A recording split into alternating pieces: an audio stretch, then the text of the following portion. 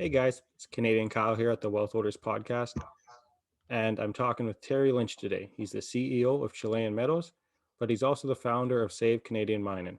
I recommend everyone go check out their site at savecanadianmining.com, where they're an advocacy group and they're on the mission to stop predatory short selling in the mining sector.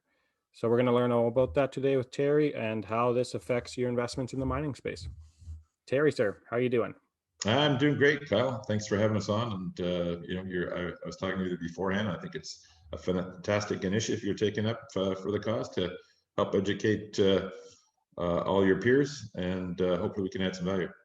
Yeah, well, I was talking with some guests before, and they were saying that they did some digging into their companies and they found out that their companies were actually getting shorted. So they recommended I talk to you at Save Canadian Mine, and so I learned more. So here I am. There you go. Yeah, more than you want to learn, I suspect, but we'll be happy to share. For sure. So Terry, I like starting off the interview very casual, and I like asking my guests what they were doing when they were my age. I'm 25, so what were you doing from 20 to 25 years old? So I graduated from St. FX in Nova Scotia and got a business degree, and I went to Calgary because that's what good people did back in the day. That's where the jobs were, and I got into commercial real estate. I was in commercial real estate from probably 25 or 21 to maybe 29 or so, or 28, 28, something like that, and in Calgary, and then eventually I moved to Toronto, and I did well in commercial real estate, and then eventually moved on from that into the public markets, and eventually wound my way eventually into mining, and first as an investor, and then as a reluctant helper to a friend who got buried on Chilean mills, and then sort of got into the mining market at literally the worst time, where the market was at its peak, and the unfortunately our the predecessors that were running it didn't do the right things, and didn't take advantage of the opportunities they had to sell the assets at there's times to invest and there's times to sell, and there's windows, and if you miss them, you pay the price. And so we paid the price, and then of course then the market turned south, and then we got this whole predatory short selling on top of it in 2012, and that just made bad into very bad. So, but there's cause for optimism here right now, and so there's some good news to come, I think. I guess that's what lit your fire under starting this initiative, probably, hey, for Save Canadian Mining. Yeah, very much so. I literally was in PDAC, I guess 3 years ago, and it was Sunday, and it was bad then, but it was like, it was Sunday and there was nobody. And you're basically in the same aisle with people that you've had booths with for many years, so you might see them during the year, but you also you sort of definitely see them at PDAC, and you sort of get caught up, and so I was chatting with the guys, and I was saying, God, I know it's bad out there, but this is ridiculous. There's nobody here. And the guy said, well, they're charging $25 to get in. And I lost it. I said, you got to be kidding. PDAC has got sitting on $40 million, and they're charging people to get in. Like, that's a whole new thing. And I thought to myself, well, you know what? That's what we get, because we let these guys do stupid things like that. That was a very bad move in my view, because it was like, hey, we need to be begging people to come and look at mining and possibly get interested in investing, not charging them just because it was like, again, predatory move. So I thought to myself, you know what? I was almost, because it was such a small portion of my net worth, I was thinking at the time of just packing it in and just moving on, because it was just taking up too much time and no reward and just negative, But I also thought, damn, mining is Canada. And it's like, if guys like me leave and don't put up a fight, then, what are we leaving our kids? And so I thought, before I go, I should really try and fix this mess a little bit, do something. So I bought Save Canadian Mining as a domain that day with my iPhone in the booth.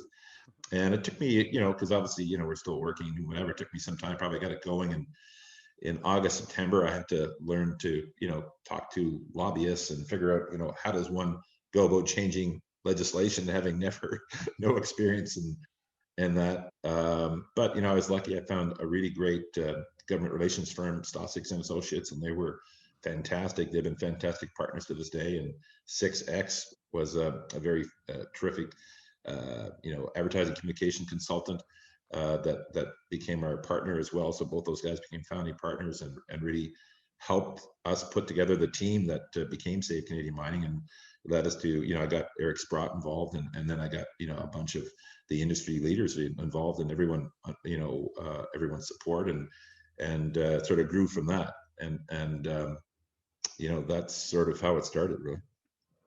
Nice. Cool. So before we get into it, I haven't looked into your company enough. So why don't you go ahead and give us a little plug for Chilean Metals? And I'm curious, any catalysts in the short term for current investors or potential Yeah, investors?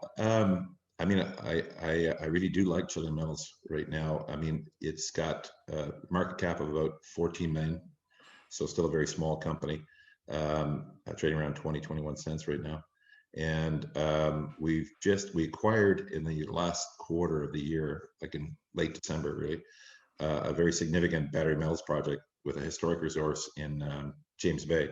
So it has about 3 million tons of a little better than 1% nickel, about 0.5% copper, 0.07% cobalt, and about 1.1 grams of palladium. So it's sort of like a 50-20-20-10 split. That type of deposit, it's a nickel sulfate deposit, probably has to get to about 10 million tons to be economic.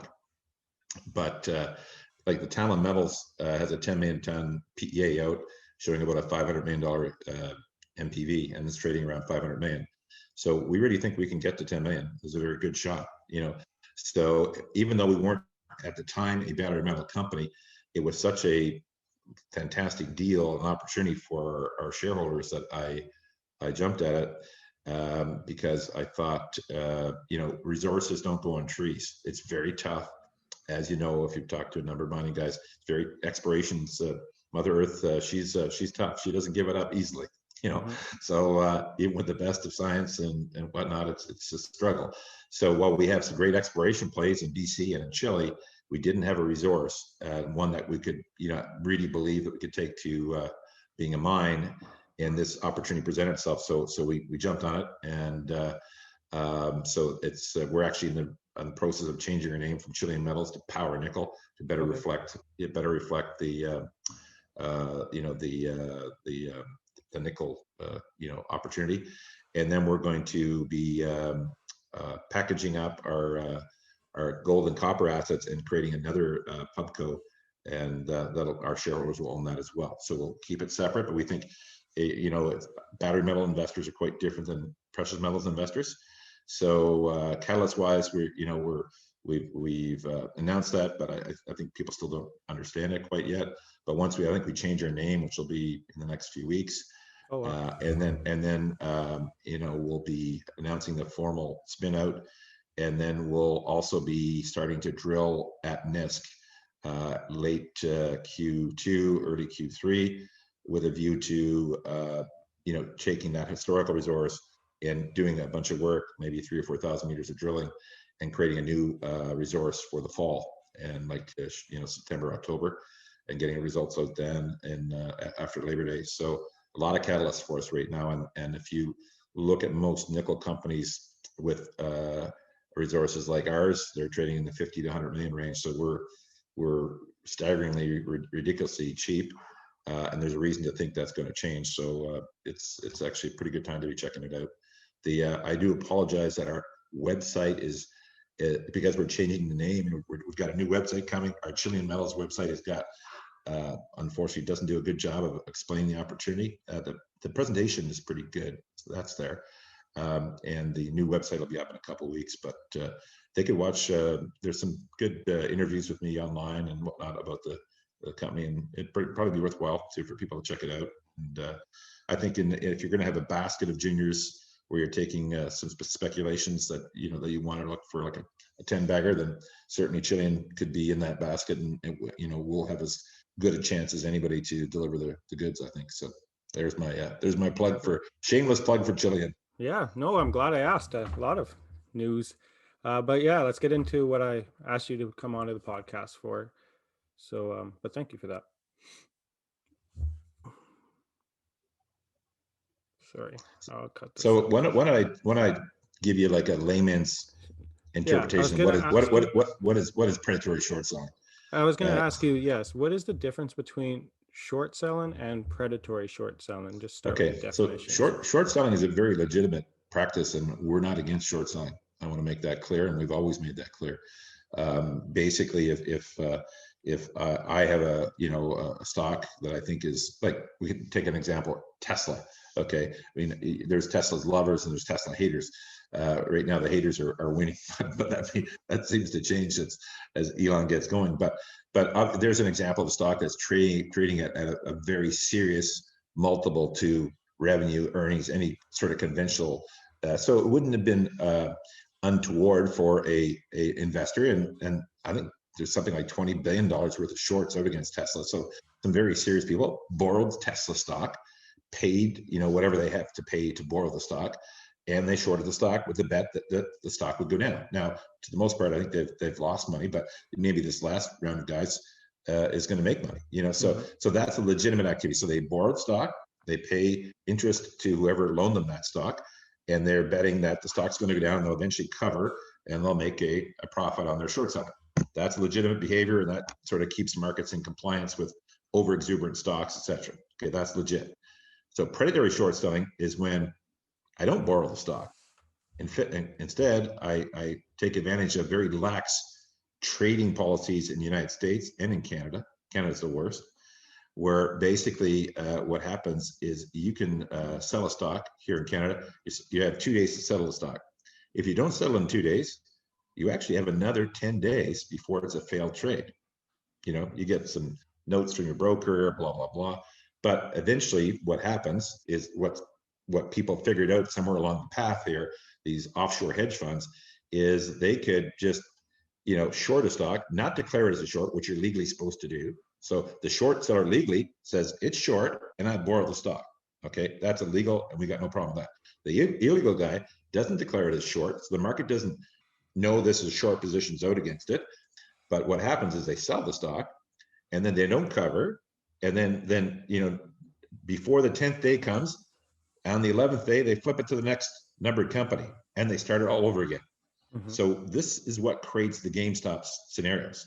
So you wonder, like, how can so many shares be out on a company that only has such a float?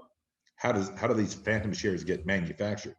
Well, that's how it gets manufactured. Now, I started Save Canadian Mining long before GameStop, because we saw this, and honestly, the mining guys were easy pickings, because generally what historically has happened with mining deals was you would have a we would have a geological theory on a project, and a expectation of what we could deliver with our drilling, and then we'd raise capital on some sort of valuation, usually by comparing ourselves with others, and by your own trading accounts. People would finance you, you would get the money, you put it to work, and generally speaking, it would rise and fall with the commodity price. So if gold was taken off, your stock might take off. If the gold was crashing, if you were a gold stock, it would go down. But generally, it would trend around there, and your investors would sort of keep it within sight of where they invested, and hopefully higher, because they're once it was funded, you should be going up. Now, and then at the end of the day, they say the truth arbiter is the drill bit. So you can't lie about the assays. Well, at least Bre-X did for a little bit, but that didn't work out well for them. So at the end of the day, you're going to get these drilling assays out, and it's either going to say, hey, they've executed well and they're making progress towards turning this into a mineable resource, or it didn't work out, in which case it should go down. So that's capitalism, and that's the way it should work, right? Good companies should be rewarded, and bad companies should be punished. It's not that we'd be a bad company if you have a bad result. It's just be like, hey, that's mining. Mining's risky. So as a result, mining companies were very easy to predict in terms of capital needs, because you didn't have an endless pile of cash. If you were a junior, you basically were financed pretty much for one project at a time, maybe two. So each project had a big impact on your valuation. So the predatory shorts would know this, would know that hey, these guys got to reload. And even good companies with good results, they would know they had to reload. And so they'd be selling the stock in the market, but not marketing it short, doing this gymnastics, and basically what I call, basically stock kiting. Really, it's no different than, Right. That was that movie with Leonardo DiCaprio, Catch Me If You Can. He kept writing bad checks. It's the same concept, only on stocks. And unfortunately, that led to some dramatic revaluation in the sector, to all of our investor dismay, and to the owners, the management teams of the companies, the communities we work in. We've all been crushed by this. So just to give you a statistic, we hired a company called Murenbiel. Murenbiel is one of the more respected mining research outfits. They basically forecast gold and silver prices and this sort of thing. And we hired Murenbiel to do a study for us. And we said, hey, we think that since this tick test was taken out, and I'll come back to that in a second, that there's been, something untoward has been happening in the mining sector. And so we said, can you, do some research for us this week? I had some back of the math envelope, but I'm not a statistician, and I would be not credible in that role. So we hired these guys because they were credible and they did the work. And so basically what we showed is that historically, and if you think about it, it's common sense, that the TSX Metals and Mining Index would trend to be at or slightly above the commodity index. So if you look at like a 70-30 split between base metals and precious metals, if you took that sort of average, a metals and mining index would have been at or slightly above. Okay, 2012 we were above. Okay, 2012 what came was the tick test. Now, why the tick test was important, and this is initially one of the things we asked the government to do, was to reinstate the tick test. They haven't agreed to do that yet, but that's still a pressing matter. But the reason why we asked them to reinstate it, the reason why that was sort of the flashpoint, is that the tick test means you can only short a stock going up. Okay, like so if stock's going down, you can't short it. Now, these guys, they like stocks going down because basically they want the stock to go down, because if they're shorting it, they're counting on it to go down to make money. And what they want to do is they want to shake out the weak hands. So they want to create fear. Well, if the stock's going up, if you can't short it unless it's going up, it doesn't create fear. People aren't fearful. So the reason why that tick test was in place for 143 years in stock exchanges around the world was to promote capital formation, because stock exchanges don't exist to make hedge funds rich, or people that own exchanges rich on trading volumes. That's not why they exist. They exist to allow individual investors to have, and pension funds and mutual funds, to have a variety of investment opportunities. And they exist for companies to access a broader array of capital so they can grow quicker. Okay, that's generally why markets came into being. Makes sense, right? That's capitalism.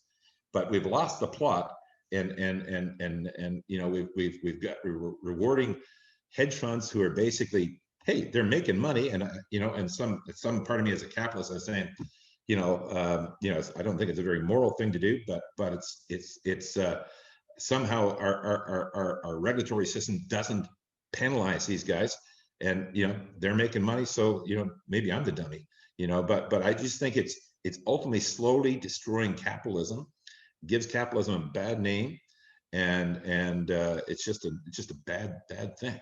Okay. Can I stop you right there, Terry? Why did they remove the tick test then? Yeah, well, why they moved the tick test. So here's the God's truth, okay? Because I remember when it came out, and I remember going at the time, I was just getting involved with Chilean at the time, what it was called International PBX, and I remember it coming in, and I thought, what a stupid move, because I've raised money, and I know the tick test is valuable to support companies through growth phases, so that they for exactly what did happen wouldn't happen. And I remember going to the hearings, which were very swift and not much education, and they basically were talking about some study of the Russell Index, which suggested that shorting was not material and didn't really matter and would have no impact. And I don't know if the Russell Index is like comparing a Russell Index to a small cap junior miner is like comparing a Rolls Royce to a beat up 72 Toyota. It's like completely different animal, and it was like, and these guys that were talking about it, they were like eggheads, working for banks and just not in the real world.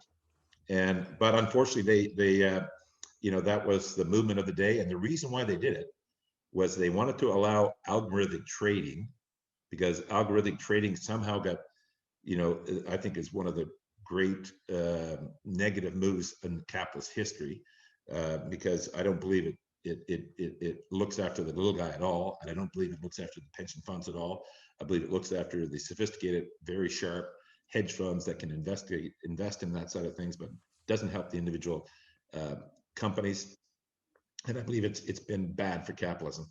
But anyway, they somehow, I don't know, gave enough incentive to the exchanges. They got one exchange to do it, and that's all they needed. Because once they got one exchange to do it, they said, "Hey, London's done it, or New York, it's done." I don't know who invented it, but it's one of those guys. And then all of a sudden, they say Toronto's got to do it too, otherwise we can't compete.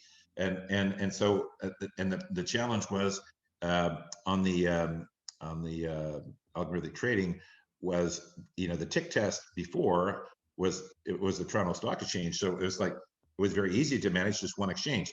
So they basically, the trade-off on allowing algorithmic trading was, okay, we're going to allow competition on the exchanges, so the exchanges don't get all the profit. They have some competition. Okay, that's probably a good idea. Have competition. Competition is a good thing. The challenge is, they said, oh, this tick test, this is where they use this crazy study from the Russell to say, oh, we don't really need it. Shorting's not a problem. That was just bullshit, bad data, and basically very ill-informed decision. And they basically they said, we don't have the technology to have multiple exchanges to determine what is the last tick. So if you have a trading, like Chilean can trade on the CSE, can trade on the, we're listed on TSXV, but we can trade on the NEO. I mean, all the exchanges can trade your stock. Most normal investors don't know that. That's another problem. It's like the average investor thinks if my stock's on the TSXV, that's where it trades. Yeah. Less than half of my stock trades on the TSXV. Where's it trading? The pros are trading on the CSE, the NEO, and the alpha markets, all these things. All stuff that gives them an edge, and not the individual investor. So it's the fact that we don't have a consolidated tape, is a really bad thing. But I mean, there's only so many issues you can fight, right? So that's why it started. That's how it started. They couldn't figure out a way, or they didn't want to spend the money, because it's obviously technology exists to make that happen. There should be just one tape, and everyone should be having the same tape. Okay, why should some hedge fund have better information than you, Kyle? That's not fair. Stock market should be totally democratic and transparent. So so that's sort of what happened. And several years later now, we're seeing the results of these decisions. And what we're seeing, in my view, is it's very threatening to our economy in the long term, because it's one of the reasons why Eric Sprott got involved. He said, he says, individual investors aren't stupid. If you don't give them a chance to make money, they won't invest. They're not dumb, and if they don't invest, things start to break down. So it's sort of sad, but I mean, that's the bad news. The good news is, I think the Ontario government recognizes that this is a problem. They had a task force, and we lobbied the task force, and we spoke to it several times. And I mean, 10 days ago, I spoke with the Minister of Finance in Ontario about the issues. And to their credit, the Ford government is aware of it, and they're supporting. A couple of recommendations came down from the task force that could be material for us. It's not the tech test yet. What they did recommend was two things. They recommended that people that are shorting a stock not be allowed to cover in a financing. And I would say that I don't know, some significant percentage, more than 30%, maybe as high as 70% of financings in this country are done by short coverings. And that's a lot. It's ridiculous. And Could you simplify that for the young listeners out there? so what happens is, let's say, it happened a ton of times in cannabis, happens in mining for sure. So what happens is, like, investment bankers, companies talk to investment bankers, sort of, 3 to 6 months in advance of when they think they're going to need money, or they'll be saying, hey, look, I've got this program, we're expecting to get some results back here. We'd like to, we're going to need additional X dollars, whatever it is, for whatever program it is, whether it's in cannabis or mining, whatever. And so they have an idea of how much money you're going to need and when you're going to need it. And then their biggest customers are hedge funds. So who are the brokers loyal to? I mean, I come once a year. It's a decent check, but it's like, now we're talking about guys that they trade with every day. So I mean, I'm not blaming the investment bankers. They got to make a living too, because it's in the regulated world, all the DeFi, all that's happening. It's competitive for them too. So who are they paying attention? Well, they're paying attention to their hedge fund buddies. Okay, so eventually, what happens is they say, you know what, Max, I think Chilean's going to be coming to the market. Yeah, looks like they're going to need some money in 3 months. That's perfectly legal to disclose I mean, that no, information. I mean, it's not. But does it happen all the bloody time? Yeah, and it happens not via email, or it happens over beer, or it happens over Signal or whatever, and it's like a nod, wink, wink. And these guys, they know this. I mean, these hedge funds have got the smartest Kyles in the country working for them, because they can pay super well, and they're crunching the numbers, and they know where the trading volumes are and who's coming up, and so they sort of look and say, hey, yeah, we'd like this, we can short this, and then we can cover, and it's like, this is just a numbers game to them. Like, it's not like they have anything personal against Terry Lynch or Chilean Metals or any cannabis company out there. It's just like, it's a math game. It's a algorithmic equation. And they basically say, hey, they look at a situation and say, hey, can we move this thing down and cover and make a money? And if we can, we do, because they've got unlimited capital. So I noticed you said the Ford government. So this is provincial regulation or federal? So securities law in Canada is a provincial jurisdiction. So it's not federal. So basically, in order to, so for example, Chilean is actually listed in Toronto. Toronto is governed by the OSC, but my home securities commission is the BC, because the company was initially located in BC when we took it over and we moved it back here, but we still kept the BC jurisdiction. So BC Securities is Chilean's sort of a regulatory oversight. And but in this country, on the securities laws, if you don't get Ontario to play ball, it doesn't matter. Nothing will change. So given that we were basically a basement startup as an advocacy group, it didn't make sense for me to try and get 10 securities exchanges on side. I lived in Ontario. I had people I could talk to here and locally reach out to, and so it made sense to start in Ontario. And plus, we thought Ontario was at the time a conservative government, and they were a small business, pro individual investment. So we thought this was right up their alley, right? It should be something they could get behind, because it's sort of core to their principles. So we did. I mean, and again, like, they've been good. I mean, as good as any government's been, and we've talked to a few other securities commissions since then, and a few other government people, and again, we just did this only because of financial limitations. Safe Canadian Mining is a volunteer organization. Nobody's paid. We've paid the government relations people and the agency people at a discount, and we've had some clerks in to help us with some bookkeeping and stuff like that. But generally speaking, I don't get a dime. I put money in. We've raised our money from, Eric Sprott's been our biggest investor, and he's been fantastic in the Sprott organization. And then, many, companies, big and small, have been fantastic supporters. Everyone from, Cisco Mining, Mag Silver, the I'm just spacing on a bunch of the names. Canadian Platinum. At the site, there's a Yeah, check out the we site. Yeah. check out the site and please, and what's interesting, honestly, the guys that supported us have all done well because they're actually real companies that understand they're being abused. And if you're like a crap company, your stock goes down for the right reasons. You're not complaining about it. So in a way, it was a good due diligence. If you look at the companies that supported Safe Canadian Mining, they're actually stock chart wise, since they started the sport, it would have all done well to have made that basket. So Terry, I'm with you. Look out for the little guys, but you're lobbying for the tick test. There must be a lot of lobbyists against the tick test then, right? Like the hedge funds aren't just gonna sit on their Yeah, but I hands mean, and so who gives a shit about those guys? Pardon me, but Mhm. it's sort of like, you know what? How many votes do they have? Yeah. None. They're nobody. Like you and I are the voters, and all of our shareholders are the voters. Our workers are the voters. Our communities are the voters. So if you're a government, I think that's where the voting action is. The more danger is the hedge funds. It's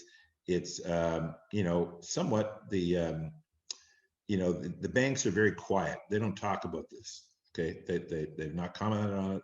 I haven't responded to anything we've had, and we're not out to engage with the banks at all because they have mammoth power. We don't want them as an enemy. We want them just to do the right thing and allow change to happen here to make commerce more vibrant in this country. And are the banks making money off the short selling? A boatload, because these guys trade through bank systems. The banks get a cut, and proprietary trading on the banks. The banks make two of their biggest profit centers, if not the two biggest, are prop trading and proprietary lending. So they're making money in this business. Now they're making money in other ways too. So, and God bless them, they're good, strong banks, but they need to not stop change here. They need to get behind this change because it's going to be good for the country in the long run. And what's good for the country in the long run is going to be good for the banks in the long run. For sure. So is banks like 100% of the people doing this algo trading? Like I'm a tax-paying Canadian here. Is there a lot of money going to the Canadian government with these shorts, or is that money? Now so the banks are basically just they're to the most part, they're a gateway. So, because it's not like, let's say I'm the hedge fund guy who's shorting stocks. I don't phone up Kyle and say, hey, Kyle, short Chilean, let's sell 100,000 shares. And then, no, that's not how it happens. It's computer to computer. And there might be several thousand transactions, an hour. So that stuff happens from the hedge fund computer to the bank computer, and that's a very sophisticated process that the banks provide. And that's that. And the theory behind that algorithmic trading was, the plus behind it would enhance liquidity in theory because of the trading, and this would be good for investors. It hasn't worked out in my view, but I'm not railing against algorithmic trading at this point. I just can only fight so many battles, but certainly the banks charge these traders a big chunk to do that, and it's very profitable for them. So they are making money that way, no doubt about it. So the banks pay taxes, so that's good. The offshore companies, the trading funds, to the most part, they run this stuff all offshore. So any profits they make can never see the light of day here, Well, tax wise. no. So yeah, like you say, you can only fight a few battles at a time. But will these hedge funds help the sector when, like, it seems like the tide's turning? Gold just broke out today.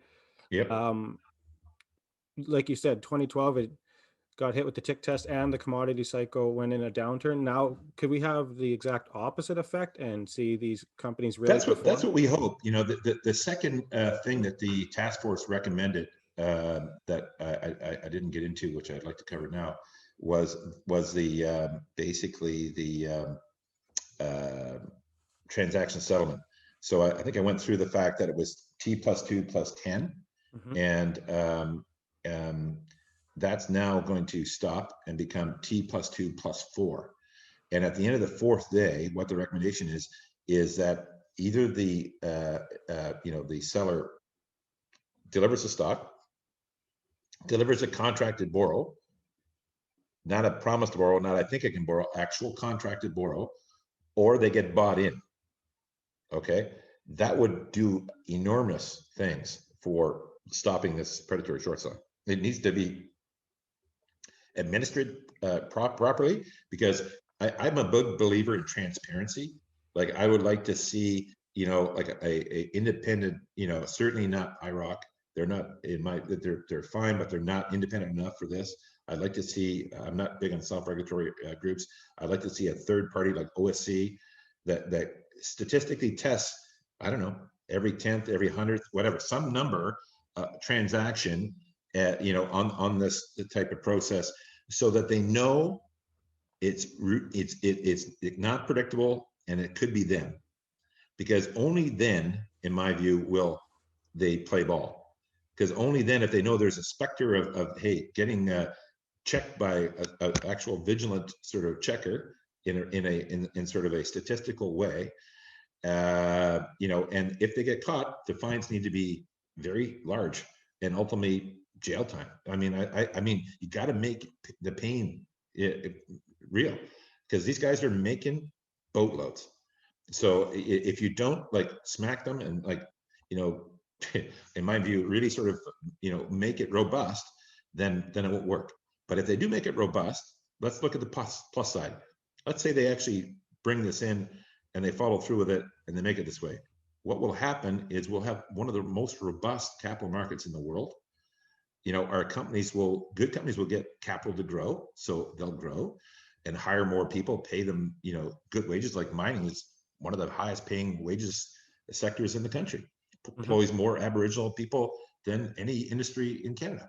So we do a lot of great things, and we just haven't been able to grow because we've been hamstrung, by the commodity cycle, yes, by changes in things like ETFs and stuff like that, but also by this big thing in the sorry, just getting lots of calls tonight, but by the tick test and by the fact that predatory short sellers have come in and basically changed the game, and not for the better for the ordinary investor. So if we can make that change, then we could have a cycle where now we're into this, commodity super cycle is coming. I like to say to people about Chilean metals, I say, we look back and when the commodities bull market happens, basically the TSXV trades at like about a 2.5 to 3 multiple over the S&P. And right now that's 0.25. So it take an order of magnitude switch. Think about that, like a 10 bagger across the board. So if that happens, and then we get this this rule change to add to that, it's going to be a ridiculously good time to invest in mining. So I think that's coming. It's not there yet, but I think it's great time to be for your listeners to be out there getting educated on the space, listening to people like yourself, listening to these programs, and looking at the opportunities, because there's going to be some. It's not just about Bitcoin miners; it's also about real miners, and I think you may find that the returns are every bit as lucrative. Yeah. So I don't want any retail investors to lose their shirts here. And maybe some sectors, like the mining industry is a broad industry. Of course. Who gets affected the most with this rule? Like, should we just stay clear of a certain market cap or lower if you're no, market cap, honestly, it's across the board. I mean, obviously, as a bigger company, you have more weapons. So obviously the techs and these type of people would, they will have short sellers, but they also have, vast, research reports and vast IR programs and whatever. So they're able to deal with it more readily than most. Yeah, so I mean, whether you're there's any number of size companies that gets impacted by this. But I think, what is going to happen, I mean, the Ontario government has suggested to us strongly, and even in their public discussions, that they were going to go ahead with the task force recommendations Okay. and bring them through. So that I know there's ongoing hearings with the OSC, because when you change the securities law, you have to go through a process, and so that process is going. So I'm expecting new legislation to kick in for in late Q4. So and then I'm expecting also that these hedge funds are smart. These guys are geniuses. They figured all this stuff out and made billions. So they're not they'll ride the horse as long as it's there, and then they'll find a way. Then they'll realize, hey, all these guys are going to bounce back. Let's get on the long side. Yeah. So I think it's in my way of thinking. I mean, and hey, we'll need investors. So let's get people back to investing for the right reasons. That would be good. Quite some torque in the industry if that does come to be. Yep. Exciting, for sure. Now, I missed it, sorry, but who is the one that would be fronting the bill and doing the due diligence and regulating these individuals? I mean, I'm suggesting the actual, provincial security regulator would be the best, because it's like the other option would be IROC, but IROC is basically owned by the banks. It's a self-regulatory body. I'm not a big fan of self-regulatory bodies. I think they do a reasonable job, but I think they're conflicted, and they're not burning the midnight oil. I just it's not the same. Okay, the OSC, Ontario Securities Commission, it's got two mandates now. One mandate is to basically uh, one mandate is to promote economic development, and the other mandate is to protect investors. So I think that's a great mandate, and the Ford government just changed that, which is, I think, very positive. And I think that they would be a good group to oversee, like the new like if they put the covering on the short things. Well, let's make sure when somebody signs that he hasn't covered illegally on a short, that gets tested, and let's have somebody test that, because if that gets broken, then somebody should get their knuckles wrapped, and it's only through that type of enforcement. If industry recognizes that it's going to be enforced, they'll clean Mm-hmm. up. Mm-hmm. If they recognize it's not going to be enforced, they'll continue on. So we have to get some, I believe, independent, non-aligned, completely unbiased agency to do it. And I just think, in my view, for me, it would be the security regulator, provincial security regulator. I think that would be best. But that's what's the saying? That decision will be at a paycheck above me. Well, I like everything you're saying here, Terry, but what about us little guys or employees of these companies? They get share-based compensation. Like, what can the young or the small guys do? Can they make a difference with any of this at all? Yeah, you know what? I mean, what they can do to help, really, honestly, is go to Save Canadian Mining, join, because like, we've got a few thousand members. The more members we get, the better, because it looks like, hey, this is a broad cross section of humanity that's come in, and it's supporting positive change for our economy and for society. So that would be super helpful. Would love to have them, and it's free to join. There's no, it's there's donations there, but I mean, we're to the most part, we've been funded by the companies to keep the advocacy going. And generally speaking, as soon as this is done, Terry's over. I've done my thing to try and create something, hopefully a more competitive system and a better system for all of us. And then it'll be over to young Canadian Kyle to take up the next initiative and continue to make good changes.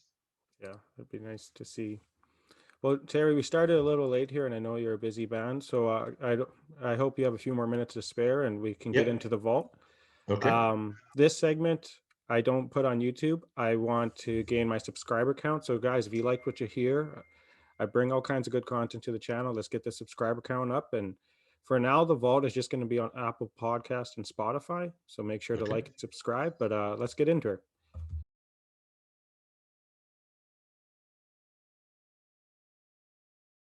I remember once, I was starting a business, and it's a very speculative business, but it had enormous upside. And I went to a friend that I had done a bunch of work with in real estate, because I came into the real estate sector, that's how I raised my first amount of money. I put my own money in, and I went to my friends, like many people do, and I said, John, you should throw $10,000 or $20,000 at this, because here's what I think I can do, and you're going to make 10, 20, 50 times your money. And he said, nah. He said that he doesn't risk his money and stuff like that. And I said, okay, so where do you put your money? He says, I've got it in second mortgages at a second mortgage house, And at the time, the market was, and we were in real estate. I said, John, are you kidding me? I said, I don't mind that you're not investing in my deal, but you're investing in second mortgages. You're taking equity risk for an extra couple of points, man. Like, you're insane. Like, so that was an example of, taking equity risk, but not getting equity returns. Mm-hmm. That's one of the biggest mistakes most people make in Canada, especially. Like, it's crazy, mm-hmm. So it's like, if you're taking equity risk, make sure you're getting equity returns, and it's justifying your risk. Otherwise, there's many ways to, there people like rail on options as being sort of like a very, risky thing. But hey, it's risky if you're stupid and don't know how to do it. But again, there's good education out there that you can get, and options were created to reduce risk, not enhance risk. Now, if you gamble with them and you're an idiot, you're going to get wiped out. But it becomes, in many ways, a better way to invest in some stocks. I'm not saying everyone rush out and buy options, but I'm just saying that it's both risk and return. Both have to be looked at. Just take a chunk of your, and honestly, take a chunk, and then also do this. Also have a side hustle. You're young, you can work, work hard. Better to work hard when you're young, and then have a side hustle and make some more money, and invest that too. Because the guys that do that, they're the guys that really win.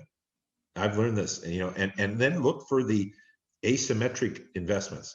So where you're taking some risks, but it's like, if it loses it's not a big deal, but if it wins, it's enormous.